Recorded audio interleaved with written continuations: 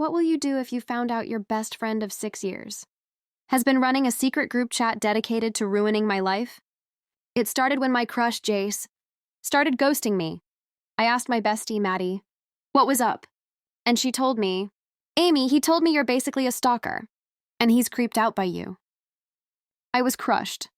Then Maddie accidentally leaked my private vent journal into our school's main Discord.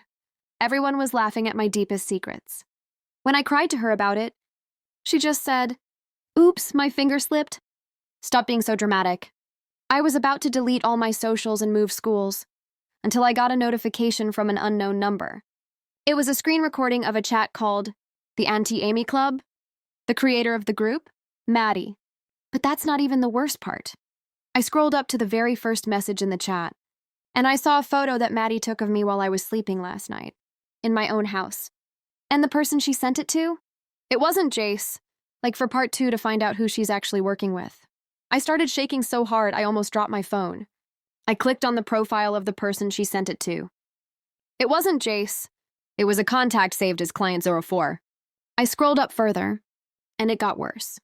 Maddie wasn't just talking trash. She was sending them my location every single day. Every time I went to the mall, every time I stayed late at library, she was reporting it. I felt sick. This was my best friend of 6 years. I remembered crying on her shoulder yesterday, because Jace was ghosting me. Now I see her reply to Client 04 in the chat. She's crying right now. She's so easy to manipulate. Pay the weekly fee, and I'll keep her away from him. She wasn't just being a mean girl. She was getting paid to ruin my happiness.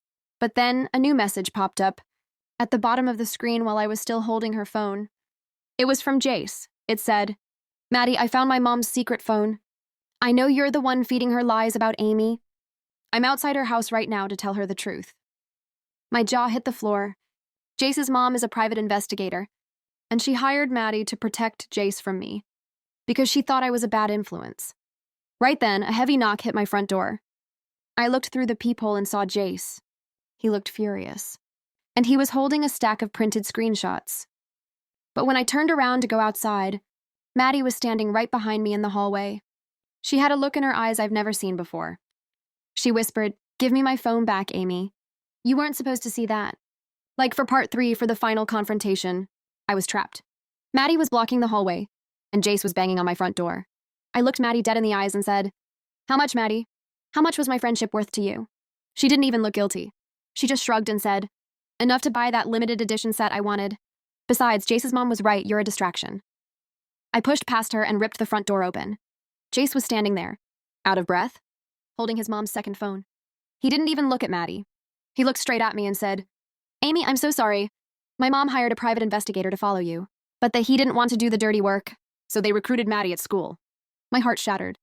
My best friend wasn't just a hater. She was a literal spy. Jace turned the phone screen toward us. It was a video. It showed Maddie sitting in Jace's mom's car last week, taking an envelope of cash. In the video, Maddie says, "I'll make sure she thinks Jace hates her so they never talk again." Jace's mom replied, "Good, he needs to focus on his future, not some girl." Maddie's face went pale. She realized her payday just got caught on camera. But I wasn't going to let her walk away. I grabbed my phone, which was still recording our entire conversation, and I hit post to the school's main Discord. "Oops," I said, mimicking her voice from part 1. "My finger slipped. Stop being so dramatic, Maddie."